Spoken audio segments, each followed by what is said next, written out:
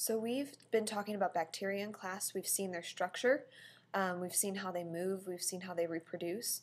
Now let's take a look at how they capture energy and how they actually release energy, how they use it. And so you have your chart, and so while you're listening to these notes, go ahead and fill out your chart so that way we can discuss this in class. So the first type of bacteria would be a heterotroph, and these are those bacteria that are other feeders. So they're getting their food from other organisms. So these types of feeders are getting their energy from organic molecules within the environment or from an organism for their energy and their carbon supply. These sorts of bacteria pretty much live all over the place. And an example of this is Clostridium. So you have Clostridium in the picture right there, and if this bacteria is in the colon of a person, you may have really severe diarrhea, anywhere from 5 to 10 stools a day, and that can cause a lot of problems. That can cause dehydration and could potentially put you in the hospital if you don't take care of that right away. Another mode of nutrition is Photoheterotrophs. These guys are light and other feeders, so they're not only depending upon other sources for food, but they also have capabilities of photosynthesis.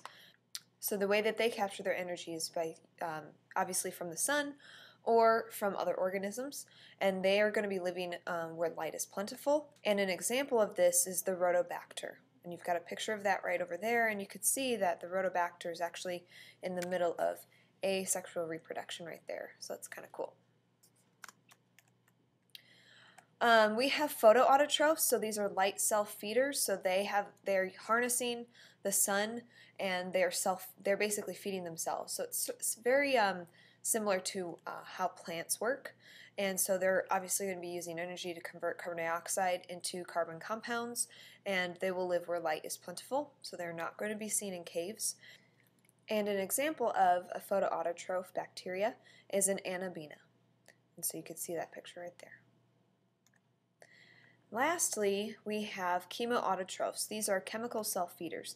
These particular bacteria are harnessing their energy from chemical reactions that are involving ammonia, hydrogen sulfide, and these are probably things that existed back during the origin of life. And so I have a picture here. When I took a trip to New Zealand, we actually went to the thermal hot springs, and you could see in the picture down here lots of different chemical reactions taking place. And so I guarantee it, I didn't read about what sorts of organisms live in here, but it is I'm sure that there's going to be these types of bacteria that are chemical self-feeders that are living here, and they've really had no reason to adapt and try to utilize oxygen or the sun carbon dioxide or the sun, because they've been happy living in these sort of dangerous places. And so you're going to see them living in dark environments, in the ocean, within thick mud. They may live in the digestive tract of an organism, and then in boiling hot springs. So very similar to our archaea that like extreme environments, but their bacteria, they're going to have a peptidoglycan portion inside of their cell wall, so that really defines them as a bacteria. Now, how do these organisms use that energy? How do they go through metabolism? Well, we have different modes of metabolism. We have the obligate, aerobe, and obligate means it's requiring, and then aerobe, or if you think about aerobic, we're talking about the need for oxygen.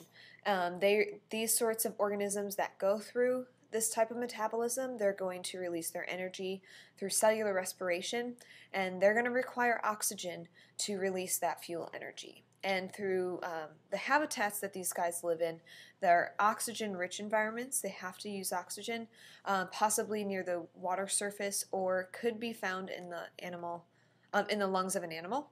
And then an example of this is the Mycobacterium tuberculosis. And so you have an example here of how this bacteria could actually damage and hurt an organism, is that if Mycobacterium starts to really grow inside the lungs, it could potentially lead to a lot of breathing issues and even to that animal's death because it's sitting in the lungs. Another type of metabolism is obligate anaerobe. This is requiring the lack of oxygen. They do not appreciate oxygen. They don't need it to release their energy. These organisms are going to go through fermentation, and if they're exposed to oxygen, they're actually going to die. These types of bacteria are going to be found in non-oxygen places because they don't want to die, and so you may see them really deep in the soil. You may find them within animal intestines or find them in airtight containers. And so the example I'm giving you is Clostridium botulinum, and if you've heard of botulism, it's a disease that has killed people, a lot of people in the past, but the most common way that humans could obtain botulism is if they eat a contaminated canned good. So because this bacteria is going to proliferate in a damaged can, and then that's kind of what you're seeing right here, the damage that's right here, and that can eventually lead to paralysis, lots of health issues, a lot of pain. And people that get Botox are actually subjecting themselves to this.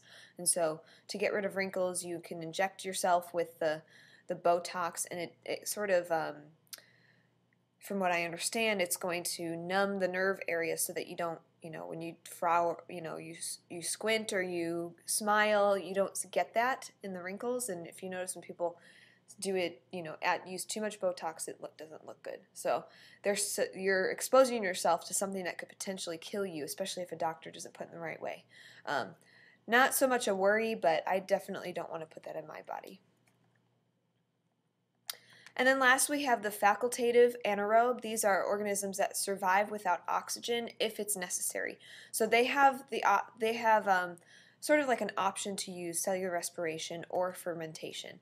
These guys will either live in oxygen-rich or poor environments because they have the capabilities to use or release energy how they need to according to their habitat.